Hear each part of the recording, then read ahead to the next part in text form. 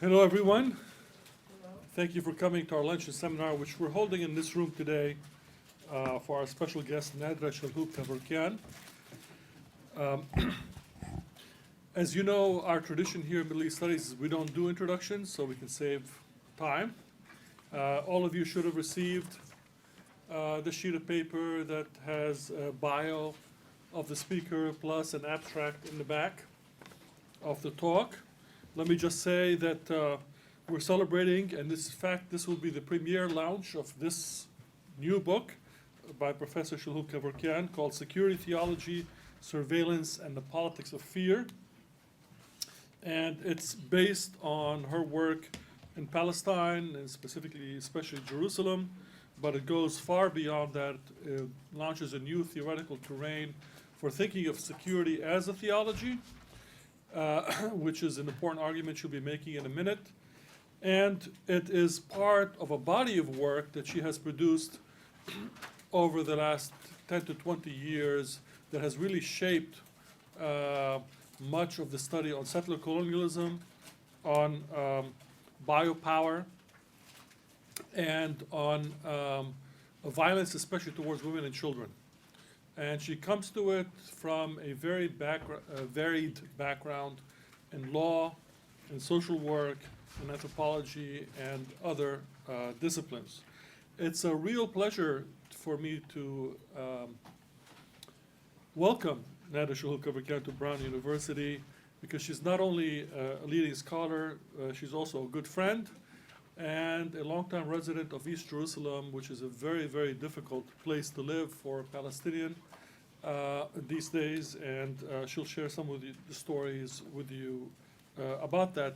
I'm also very pleased because she's not just a scholar and a friend, but also an activist who works directly with women, with children, and others, not only in East Jerusalem, but elsewhere, and is a leading member of one of our important think tanks in the region, Mada al-Karmel, which is based in Haifa. So without further ado, please welcome Nadera Shalhoub-Kevorkian.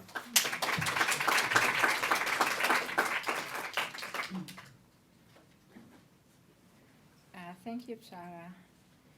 Thank you very much for inviting me here, and I'm really more than delighted to be at Brown, and thank you for the effort, and it's really a privilege, so thank you.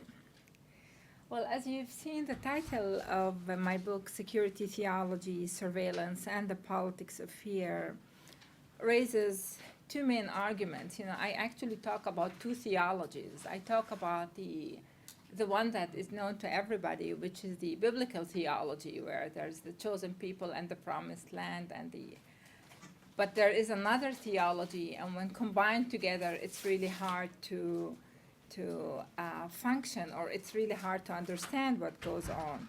So when researching the formal state violence and violations of rights in the past 20 years in historic Palestine, you kind of realize that the old colonial bureaucracies, emergency laws, emergency regulations and practices, whether the hidden ones or the apparent, were developed to new modes of surveillance, management of population, demographic threat that we know inside the Israeli system, the legalized, that really legalizes violators of citizens' rights, like legalizing and justifying the use of such draconian emergency interventions that were turned into security concerns, because this is what we see based on fear from the dangerous others and from dangerous entities, become part of legal matrix, of social matrix, of a political matrix of control in so-called democratic Israel. At the same time, so we have the emergency rules that were turned into really surveillance mechanisms and legal matrices. At the same time, when studying the colonized, I have learned that living means to keep on existing, when every day is a victory for those that are surviving it. The native struggles to bring an end to domination, but as Fanon pointed, he ought equally to pay attention to the liquidation of all untruth implanted in his being by oppression. So following Fanon, the book examines the voices of those who keep on existing and explores Palestinian experiences of life, of death, within the context of Israeli settler colonialism. It draws from different aspects, but basically the book looks at very intimate, because I know that when you study security, you never look at the everydayness, at the details, at the intimate. The book really stems from the intimate. One of the chapters is called Israel in My Bedroom, on everydayness, and it moves between the local and the global to introduce the term of the politics of fear and security theology. It's in the intimate, in the everydayness of oppression, in the home, the ordeals of birthing women, the reading and writing of the living power of Palestinian dead bodies, and within securitized justifications, homeland security, and moments of security threats used by the Israeli settler colonial state and its surveillance regime, that my book bases its analysis.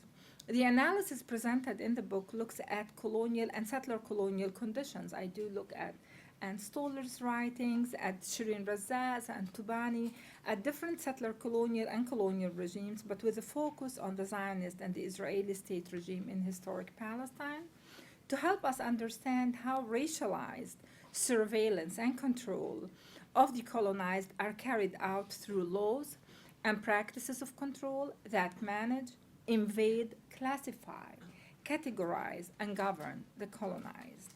The book looks at varied systems of separation, and I really focus on the different systems of separation, bureaucracies of control and management, utilized through a political economy of fear, to be more accurate, an industry of fear, because there is an industry of fear that needs to maintain fear, to fear Palestinians more, turning them into those dangerous others. So looking at Palestinians in zoological terms, if I will use Fanon as animals.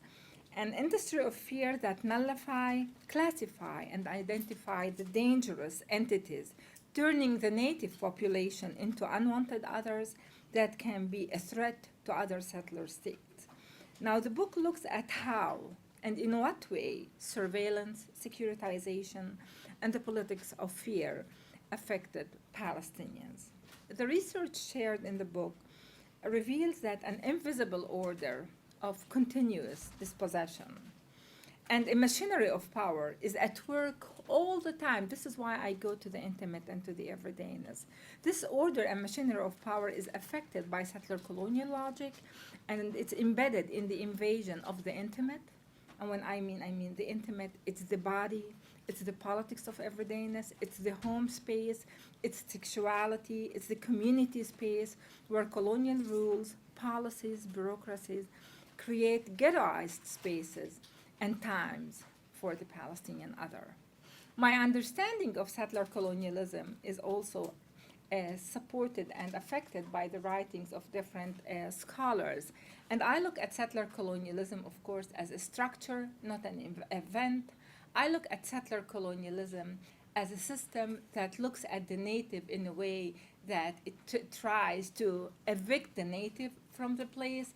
It turns the settler into the indigenous, so this tendency to indigenize the settler and to evict the native, and it's there to stay. So it is a system, and it's built on a logic of elimination.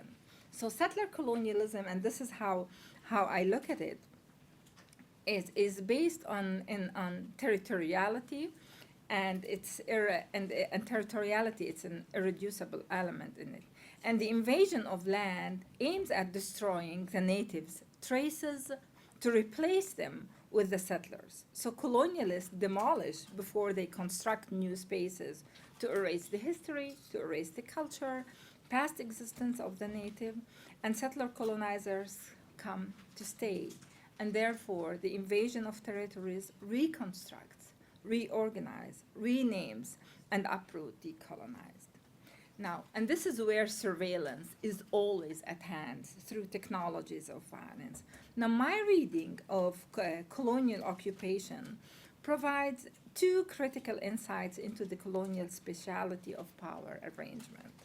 The first relates to spatial and territorial fragmentation, cutting off people from each other, sealing of some areas, constructing new and expanding older settlements.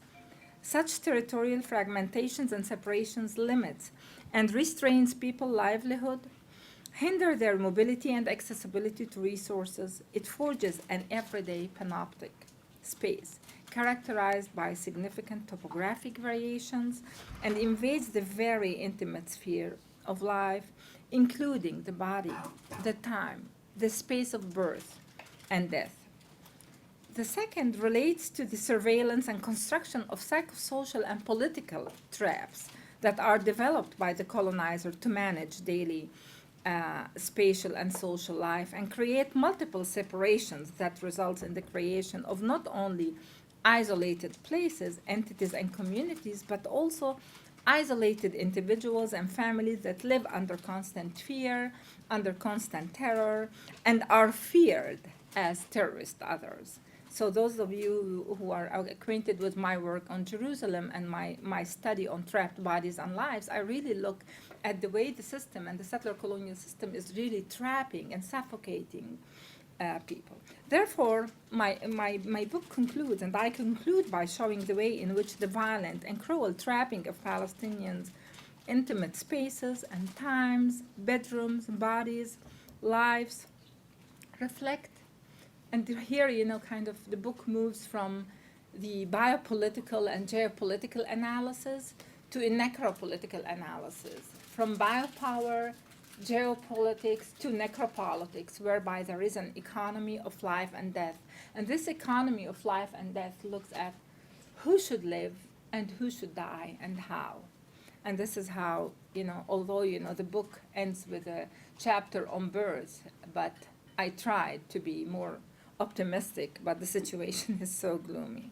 So the first section of my talk would be more, I will engage you in a really fast manner with an overview, just taking you in a journey of how security theology is inscribed and how it inscribes power over Palestinians. In one specific example, I will take you only to a trip in occupied East Jerusalem with some data.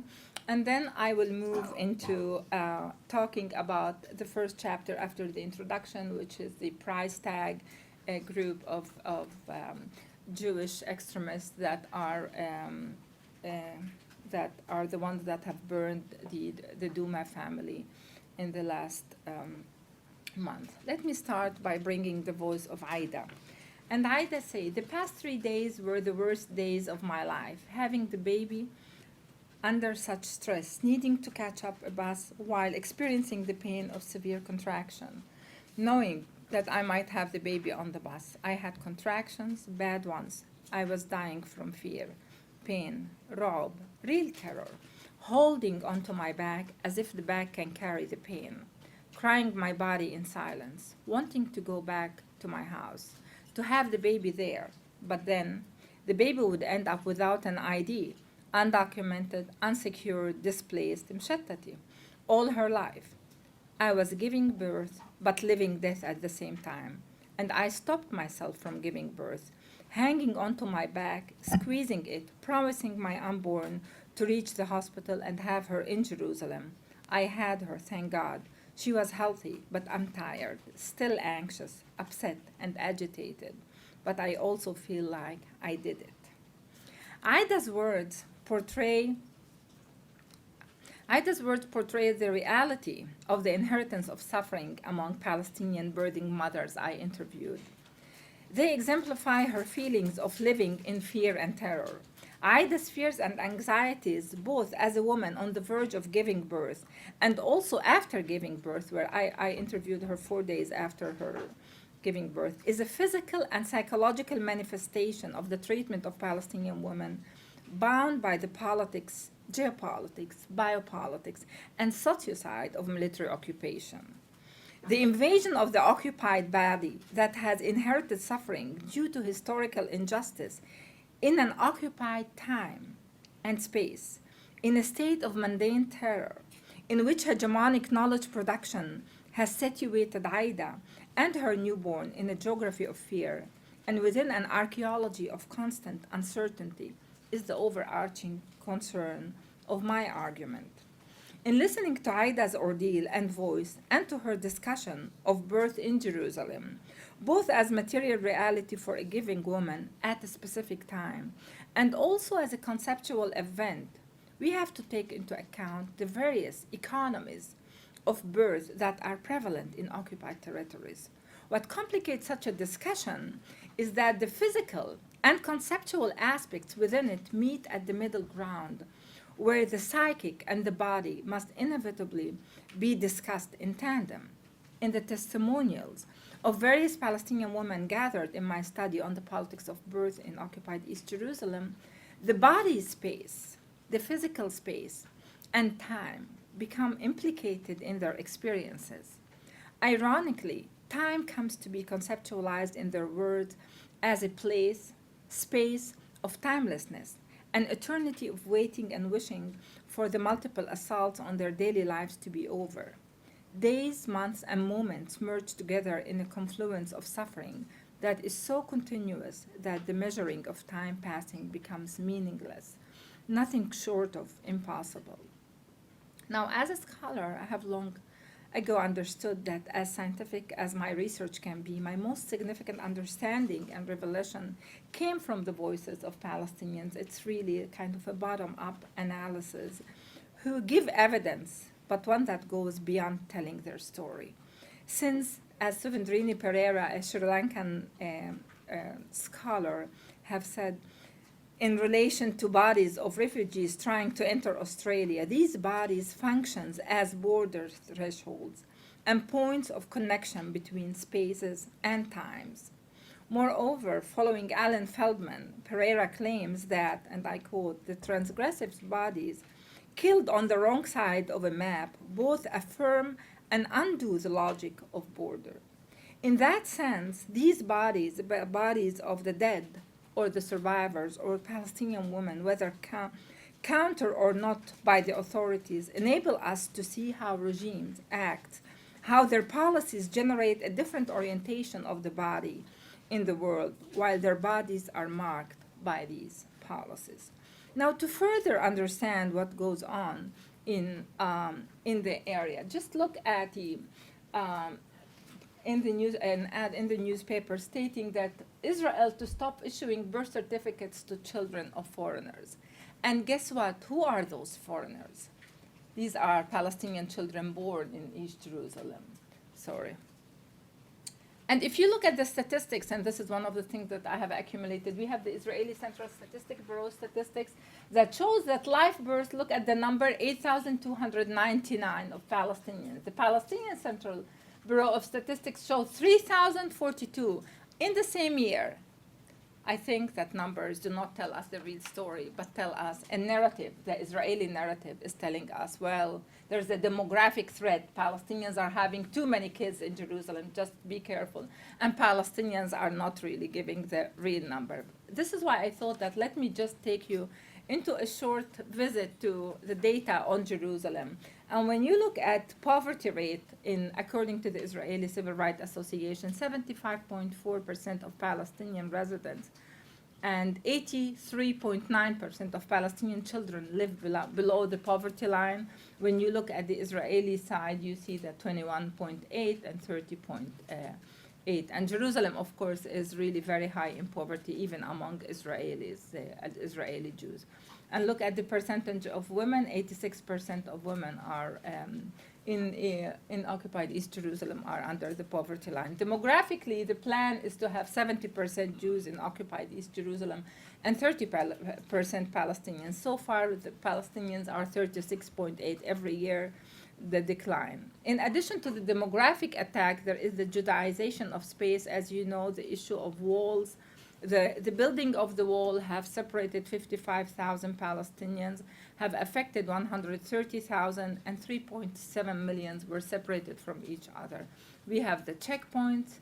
16 checkpoints around East Jerusalem. You have the permit system. Some of the people that live in Jerusalem are living on a permit, although they were born in Jerusalem. The issue of land confiscation, I'll show you soon, and housing demolition. The legal status, as we've seen, Aida's daughter ended up having the ID, but Palestinians living and born in Jerusalem, their residency could be revoked. Lately, the data show that over 14,000 Palestinians have lost their residency. So the situation at hand is a very, very gloomy condition whereby every day is another story. Land zoning in East Jerusalem, that's another issue. Palestinians are only allowed to build on 13% of the land when 35% was expropriated for Israeli settlement. We have the Greenland. The Greenland usually will turn also to the Israeli settlement, and unplanned are 30%. And then the claim is that Palestinians are building, they have lots of buildings that are illegal, and I always claim that it's unauthorized because according to our statistics, 94% of those that are building in unauthorized manner are those that have asked for a permit, and Israel never granted them a permit. So we need really to look at statistics in different ways. Again, the issue of housing demolition is at hand, but in addition to housing demolition, we have 77% of children in Jerusalem, according to the Israeli National Council of the Child, are undocumented. I mean, kids that were born with no birth certificates. That means no ability to reach the school, to get a school, to be able to enroll, health insurance, and so on. And I'm hoping that my next book will be on children, and I will really develop this aspect much more. The issue of child arrest in Jerusalem is really in a severe increase, and that's another way to attack the society. According to some of the information, 240 Palestinian children sexually abused in Jerusalem detention centers. So that's another thing. But in addition to all this, what I have seen and what the book is looking at, and hopefully I will be able to develop it more in my coming book, is the aesthetic of violence. It's not only demography, it's not only housing demolition, it's not only poverty. It's much more than just child arrest. Look at the aesthetics of violence. I actually chose to show you something, and I hope the question is how do I... okay, here.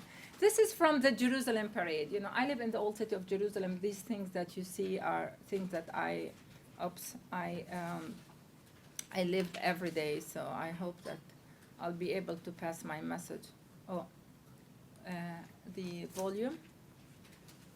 Is there a way to, I don't know where. While we fix this, explain what the Jerusalem parade is. Okay, the Jerusalem parade is a day during the year whereby a group of extremist settlers come to Jerusalem, and usually everybody comes to Jerusalem in order to talk about or to claim the area and to claim the property. And no, but there's no. Yeah, and claiming the area is one of the ways to suggest. Yeah.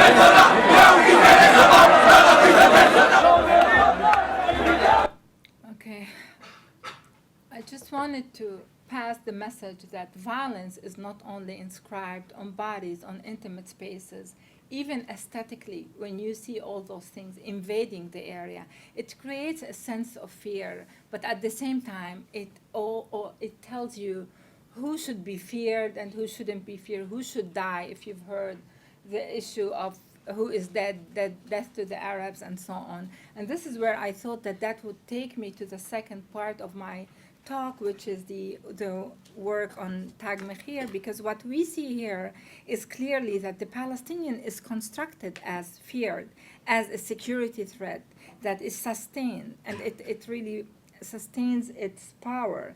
And I look at the work and use the work and analysis of Shireen Razak, a Canadian scholar, who says that, explains that while Aboriginal bodies hunt settlers, a too present reminder that the land is indeed stolen, they must also serve to remind them of their own modernity and entitlement to the land. So here you see who is Muhammad and who is not Muhammad in the words and the songs in the middle of the Jerusalem parade. And I must say that the songs, I've heard it only yesterday on my way in front of my house. I think that it became a song that the settlers are singing it left and right.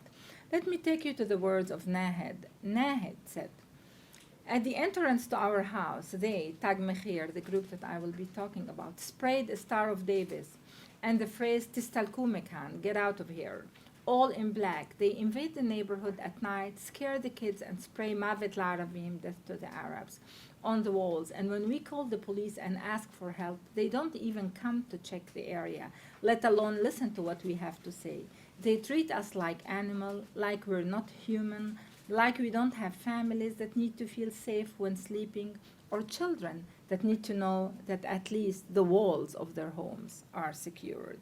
So when I try to talk about Tag Mahir, it is exactly the violence of Tag Mahir that is, as the violence of the Jerusalem parade is really theatrical, is really this performativity of power, this technology of power that is not only inscribed in policies of the state, but rather in actions of specific and different groups. And my argument with Tag Mahir is that most of the tendencies in looking at their act is that this is one settler extremist religious group that are invading spaces and so on, but this is not Israel. And my claim is, as a criminologist, I would say you might call it religious crimes.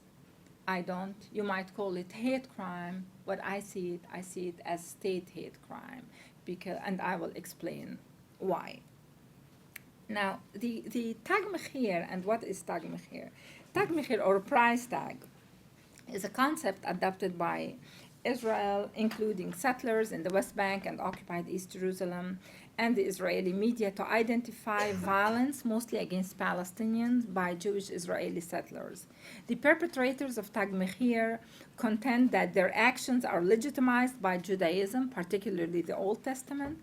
Indeed, the Israeli media's various politicians and activists present this violence as based on religious claims, mostly retaliatory. Tag Mahir's action usually includes racist graffitis when accompanying one or more of the following: burning or uprooting olive trees, torching religious buildings and centers, mosques, churches, monasteries, stone throwing, gunfire, attacks on individuals, homes, and vehicles, and theft and destruction of crops. The concept can also be traced to historical statement of Zionist leaders. So I don't think that it's only a new phenomenon. Most of the analysis is that it started in 2006 with the Lebanon war. What I claim retaliation started with the Zionist movement right at the onset of the state and even before. So although it's today called Tag Mahir or price tag, but the price tagging can be really situated to the early Zionist leaders. For example, Ben-Gurion, in one of the interviews in Ma'ariv in 1953, Ben-Gurion spoke about retaliatory actions and exacting a price. And I'm quoting, "Look at these Jews. They come from countries where their blood was free for the taking, where it was permitted to abuse them, to torture them, to beat them, and to treat them cruelly. We have already become accustomed to them being the helpless victims of the Gentile. Here we must prove to them that our blood is no longer free for the taking, that there is a state and there is an army for the Jewish people, which will not permit to execute judgment any longer, that there is a price for their lives and properties." So indeed, in 1948, in which the state carried out ethnic cleansing of around 800,000 Palestinians, it was justified morally and ethically to make Arabs pay a price and to retaliate against the Arabs for their acts. So what we see is those graffitis on the walls, and the graffiti is usually written on private properties such as homes or cars or property with symbolic values such as a mosque, church, graveyard, and other official Palestinian sites, aim at challenging the intimacy or symbolic values of the location, often containing really offensive language, as you could see and on the different, this is very close to my house in the old city.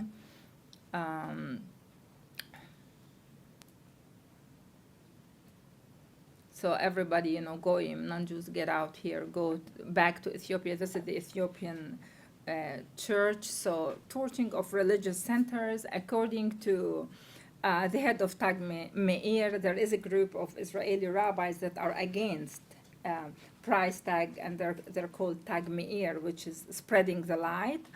It's a wordplay on Tag Mechir, a forum established to combat the acts of Tag Mechir between 2006 and 2013.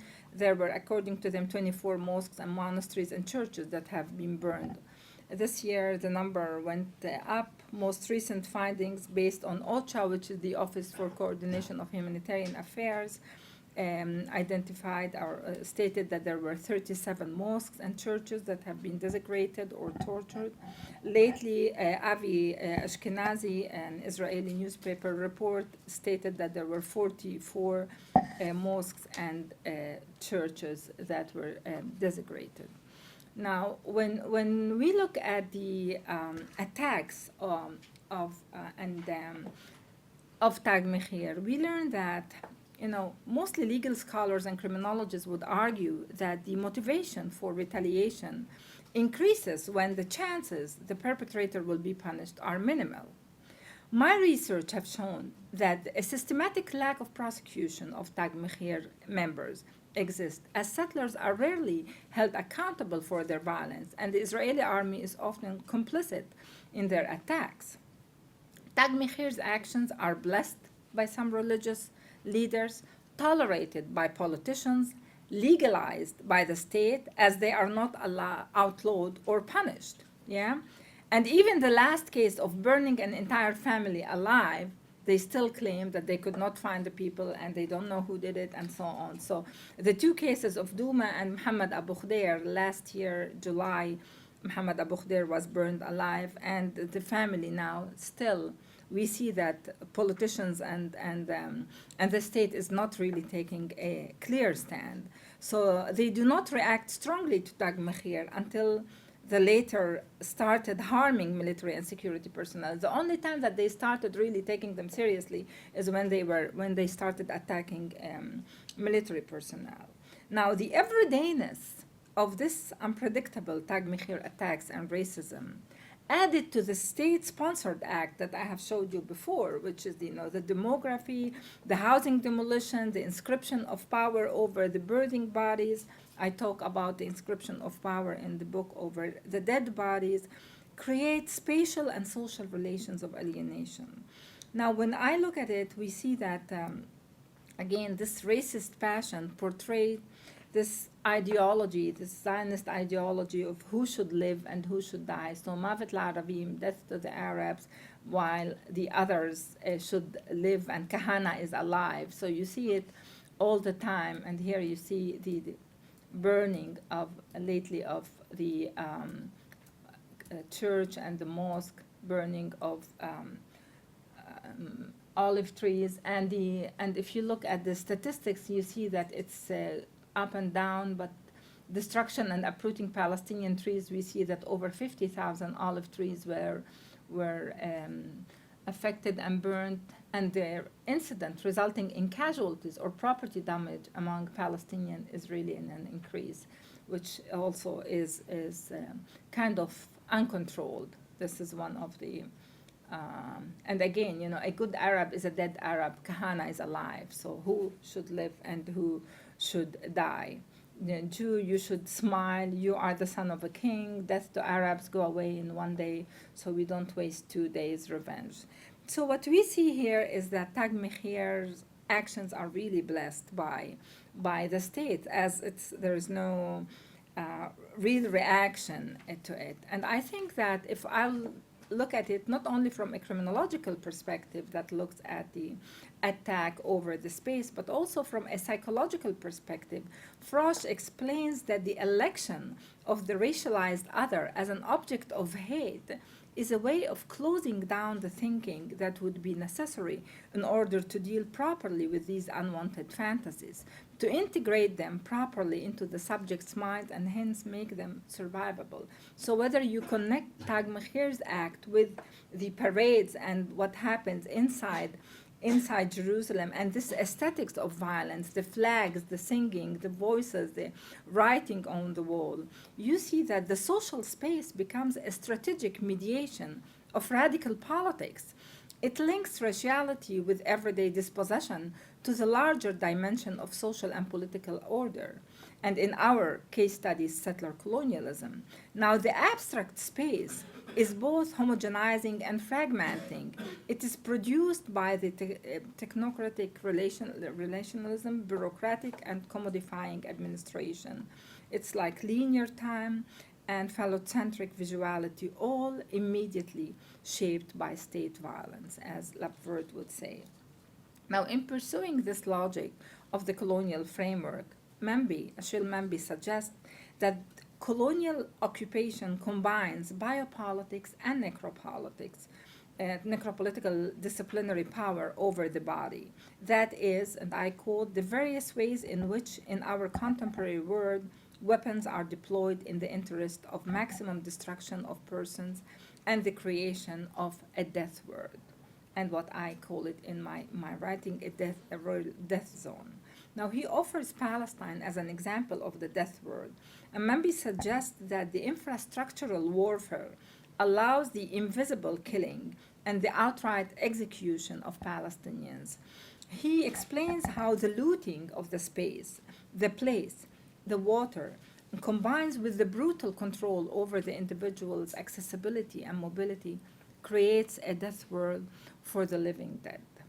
In that sense, in the various chapters of my book and the articulation of the colonial regime, it enables me to theorize an epistemology of details, because what I do throughout the book, I really look at different details. I look at the citizenship law and the way the citizenship law is also a victim Palestinian, but in a different way.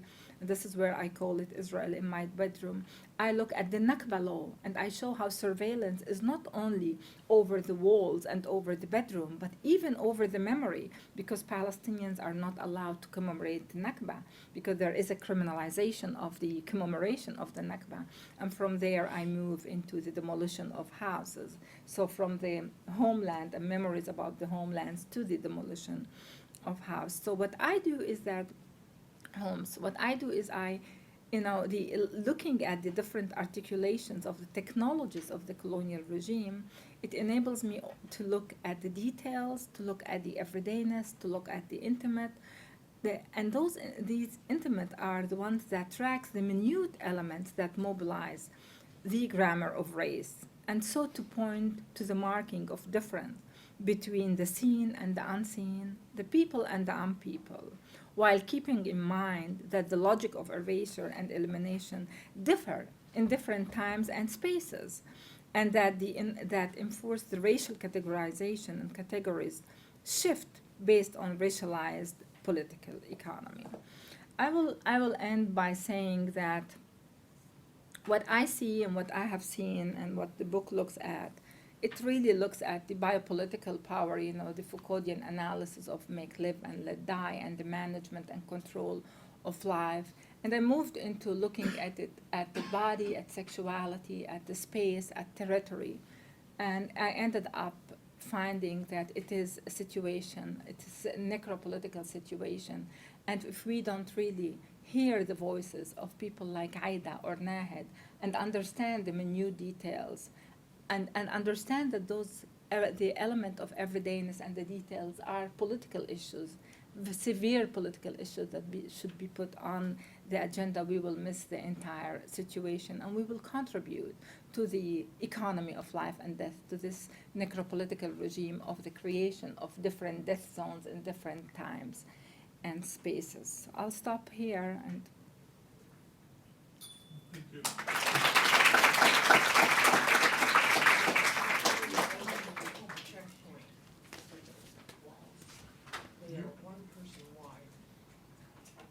Nadera, you want to take your own questions? yeah. It's a turnstile. If you have any questions, I'll be more than happy to answer. Military want to stop it. I got stuck in the middle of the turnstile. It's, If I may? Yes. Nobody. Yes. First of all, thank you for the lecture. I would like to ask you, we can't disconnect this from the entire conflict. So I would like to ask you, you showed us the radical forces. Can you also talk about the forces in Israel that act for, I would say, towards a legal and ethical solution to the conflict? For example, the Supreme Israeli Court of Justice. Because in a way, you're showing those that I think we all agree that are doing horrible things. There is massive injustice that needs to be taken care of. But also Israel is not composed just of these people. Can you tell us a few? I have mentioned Tag Meir, which is one of the groups that are against such violence. I kind of disagree with you that the Supreme Court is a source of liberation and support to and prevention of the current conditions. I actually look at the Supreme Court carefully in my writing and in analyzing what goes on. You know, the issue of the citizenship law is one of the examples where the Supreme Court have failed us tremendously, because I quote Judge Gruen, who stated clearly that, and you need to read the chapter in order to understand, but I quote him saying that human rights can be a prescription of national suicide, which means if Israel would preserve the rights of Palestinians, it will end up in a national suicide. This is not the exact quote, but this is the spirit of the quote. So I do believe, and even the discussion around the citizenship law, and citizenship law, it's the right of the native to stay in their place. Yeah, the right of the native, the right of Aida to have a child without fearing that her child won't have an Israeli or a citizenship. So I think that from one side, law could be clearly a tool of emancipation, and the Supreme Court and the court and so on. But law could be tools of oppression. And again, as a legal scholar, I could show you in different ways. More than that, colonialism was done legally everywhere. So if you look at emergency rules and the way those emergency rules were turned into legalized modes of controlling, surveying Palestinians, you see how the situation is very complicated. Having said that, of course, I think that the powers and the people in Israel, the different activists, the different groups are trying as much as possible. I think my criticism is against the official state politics and not against the different groups that are trying as much as they can to counter it, but not in a very successful manner. Of course, it's important. They're doing their best, and it's very frustrating to lots of activists, Israeli activists that are working. I could tell you in gender-related and women issues, we've tried in so many ways. I was part of different organizations. I am part of different organizations. And I think that the effort should continue. There are different important voices that should continue, but not in the legal space. I still think that it's affected by a clear ideology of preserving the Jewish nation in the biblical terms and turning security into a clear theology. This is why the legal system is not really able to counter this security theology. Yes. Do you think that the current Israeli regime or something similar to it could you see a future in which it exists in a state other than crisis, which seems to like this kind of state of crisis which justifies continued displacement, violence, etc.? Like, do you think that the current regime or something like it could survive that kind of shift? The current regime where? In Israel. In Israel. Yeah. You know, I think that I'm not a politician, yeah? And I think that the current regime is based on an ideology, and this ideology, until this ideology is not changed, there is no way we could get out of the situation that is causing suffering, really, and is creating lots of hardships, and that are really creating this political economy not only of fear, of otherization, and of really preserving this death zone. I believe that only by decolonization, I believe that by only changing that ideology of erasure that is based on the logic of elimination, people and leadership could move on. And I think that politically, I think that when understanding the intimate, the everydayness, and the suffering, we could really look at the political situation in a different way. Again, I know that the intimate was never part of understanding security concerns and security theologies. And my work, for example, on that issue in one of the cases, you know, going back to your question, to court, that we went to court asking for a permit to allow a child who had diabetes to cross to Amman from Gaza.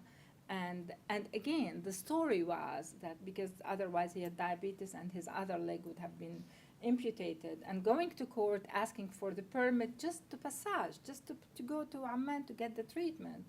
The court clearly decided that yes, it's true, and this is children's rights, and it's the right to passage and the right to get medical treatment, yet it's Israeli security concerns. So as long as you preserve this ideology, you're blocking yourself as a leader. And Israel is blocking itself from moving to a different place, to a place whereby it would allow people to live and not to die and keep them on diet as in Gaza today, or keep them in a death zone as I see it in Jerusalem today.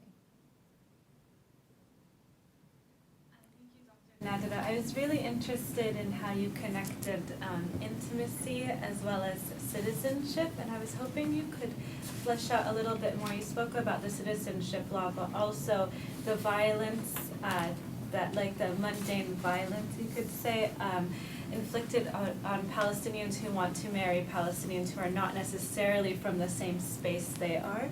So Jerusalemites wanting to marry someone from 1948 or from someone from the West Bank or Gaza, and how you've seen that play out in your research. Yeah.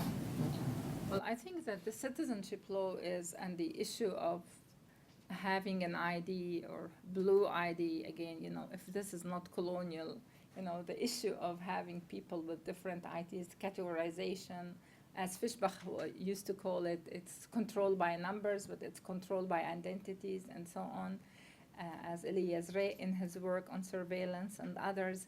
In Jerusalem, and lately, because I'm finishing a study on women access to justice in Jerusalem, one of the things that is fascinating is also even the marriage between Palestinians that are living in Jerusalem with, for example, my daughter, if she's in love with someone in Ramallah, it's a problem because she cannot marry someone that she's in love with, although Ramallah is 20 to 25 minutes by car, because the law won't allow her because she is from Jerusalem. So her only way to be able to marry and live with her husband is by leaving Jerusalem, because she can't bring him to Jerusalem. So this mode of eviction really enters. So when you want to marry, you need to make sure that you're abiding by the Israeli rules and regulations. So it is very intimate. And here, in interviewing different organizations in Jerusalem lately, one thing that I have discovered, and it's the politics of naming, and it's fascinating how it is, they talk about mixed marriages. And I was like wondering, what is mixed marriages? So mixed marriage is marrying, if my daughter would marry someone from Ramallah, is a mixed marriage. And this is used by even Palestinian NGOs in Jerusalem to talk about how Palestinians, and here you look at how this citizenship law is really invading not only the families, the decision of young women, the registration of children. If I talked about 77% of, according to the Israeli Council for the Right of the Child, they say that 77% of children are undocumented. And the undocumented, from the 153,000 children in Israel that are undocumented, 77% are in East Jerusalem. Of course, the rest would be in the Naqab area, which is southern, and some of the laborers that are brought to Israel. We're talking about 120,000 kids that the citizenship law is not allowing them to be registered as a family. Now, the citizenship law goes even further. In some families, you have some members that are registered and have IDs, and some other members do not have IDs. Now, think about how complicated is it. For example, if you're a mother who have 5 kids, 2 of them are born with an Israeli ID, the other 3, that means that their mobility is being hindered and restricted. That means that their ability to marry and stay in Jerusalem because they need to work, their ability to find a job, their ability to be enrolled in the school, to get health insurance, and so on. And this issue of the family reunification and our, standing and lining up in front of the doors of the national insurance, Israeli national insurance, to get help or to register or to ask for family unification is major. But it's much more than this. I'm married to the most wonderful Armenian doctor in East Jerusalem, who was born in East Jerusalem, and but he is not an Israeli citizen. He was born, and and when we travel, and this is the catastrophe, every time he's on the side because he doesn't have a passport. Laissez-passer. Again, this is the citizenship law. So on our way to our daughter's wedding, he was always, and I keep on telling him, I better travel alone because I don't need troubles, because he always causes troubles. I was born in Haifa. I have an Israeli ID and passport. It creates lots of hardships inside the families because of this division. Who is in and who is out? And this is where the political economy of fear. And if you take it one step further and look at discussions inside the Knesset, and Shargai has a wonderful paper, and Sofer, if you know the work of Amnon Sofer, we call him Amnon Sofer Aravim. He counts Arabs because this is exactly what he does. They do the calculation, who should be included, how many Palestinians could be in East Jerusalem, because Palestinians are constructed as security threats, as demographic threats, as those that should be evicted, should be out of the area. So the citizenship law is not only a law that is regulating who comes in and who comes out. It's also causing severe fragmentations of the family. And think about women that need support from their families in cases of violence, in cases of health, in cases of birth. This is where they're deprived. So I guess that the politics of naming of the mixed marriages that was named by the NGOs was fascinating me, because we kind of turn a blind eye to the fact that this concept of mixed marriage was imposed by the colonial rules and regulations. Yes. I guess my question is, what about all this makes it, what is theological about this, about the state's policies as opposed to simply being ideology? What is specifically differentiating theology from a security ideology? And if this is something, if if this is theological, is this simply unique to the Israeli case, or is this a feature inherent to settler colonialism at large? Well, this is a great question. Somehow, my own research is in Israel, and in looking at the law, at courts, at formal and informal work in different places, and even in death, because one of the things that I have seen is also the ability of the security theology to read and write the living power of Palestinian dead bodies that I did not see in other places. You know, in different settler colonial contexts, for example, in Canada, it's about the eviction of the native, or if you look at Australia or other places. But in the context of, in the Israeli context, you have two theologies. One is the biblical one, that, you know, God was turned into a real estate agent and giving people land and dispossessing Palestinians. And here you cannot argue with God because it's biblical claims. But this security claims, and this is another issue, which is a major issue, that even when it comes to giving birth or burying loved ones, and this is where again I go into the intimate, the very intimate.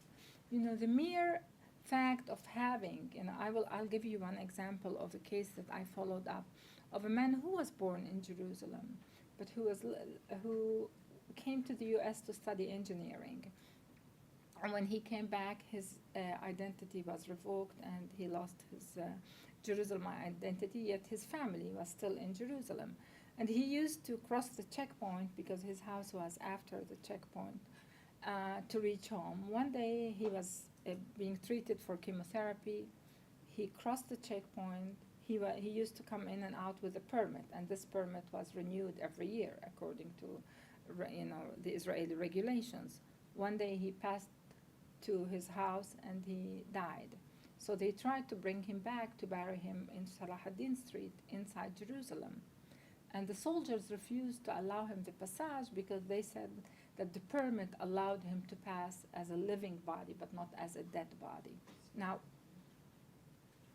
my reading of this security that prevented, because for security reasons they're preventing even dead bodies to be buried in Jerusalem, and you see it in different spaces and in different graveyards in Jerusalem. You also see it in other examples, is what puzzles me. And this is where I really went into theorizing security as a theology, because the moment you reach, if Asher Grunim in the Supreme Court, that is, you know, a very respectful Supreme Court, we cannot, it's not, you know, it's not any Supreme Court. The Israeli Supreme Court is really very respectful, and it's, to look at security or jeopardizing security and looking at security versus human rights, so no, we prefer Israel's security, that requires really more problematization and theorization. And here I think that, you know, as a criminologist, I could tell you that I have never seen it done this way in the name of security. Sometimes it's done in a different manner, but Israel's security is always the issue, is always the place. And this is why I have called security as a theology. Now, I'm willing to think more about whether this concept of security theology that is biopolitical, that is geopolitical, that is necropolitical, and geopolitical not only in local terms, also in global terms, could be applied to other contexts. Yes. Has any international child rights organizations made any statements about this regarding these practices? That's a good question. Regarding practices in East Jerusalem? Yes. No. And when I mention it, people are puzzled, although it's a report, it's published every year, and it's there. I kind of, this is I was telling Professor Domani that's exactly my project now. I'm really looking at children, because I kind of believe that the Israeli settler colonial regime have started with geopolitical dispossession and the biopolitical game of surveillance, emergency rules, separation, segregation, and so on. But right now, what I see is a clear attack on children. The increase of child arrest in East Jerusalem that is against the Israeli law. And even the Israeli state controller have written against it and criticized the Israeli security system against it. The attack on Gaza, over 500 children were killed. So in Jerusalem, we've seen Muhammad Abu Khdeir being burned alive. In Duma, we've seen the family burned while asleep, but we've seen 500 children in Gaza, over 500 burned alive as well by the Israeli military. And I think that there is somehow my reading is showing that Palestinian childhood, or I look at it as spaces of exterminability. And the attack is now on children, because this is the only way you could control Palestinians so-called demographically. One last question, maybe? I'm just wondering, how does all that we just witnessed relate to the framework of a two-state solution versus, the definition of humanity and human equality that maybe a one-state solution would offer? And the reason I say that is you talked about the Palestinians as an occupied people, but then you've also talked about Palestinians that have sort of varying degrees of legal rights within an Israeli system. Is there a relationship between these things, and is there a solution that sort of one offers more than the other? I think I'm the wrong person to ask about two-state, one-state. I believe that people could live together, but I don't know how to do it politically. I think that there is no two-state anymore. If my maps were with me, I would have shown you. It's a fragmented area. Gaza is separated.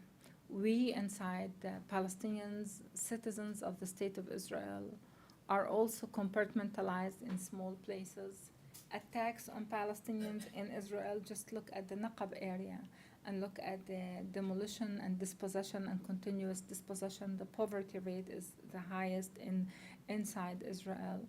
And Jerusalem is being dispossessed, and it started by dispossessing territorialities and land, and today I see it room by room. Just I look at the old city of Jerusalem, I see it really at hand. I mean, really room by room. Just look at the camera I put on my book to show how it is really.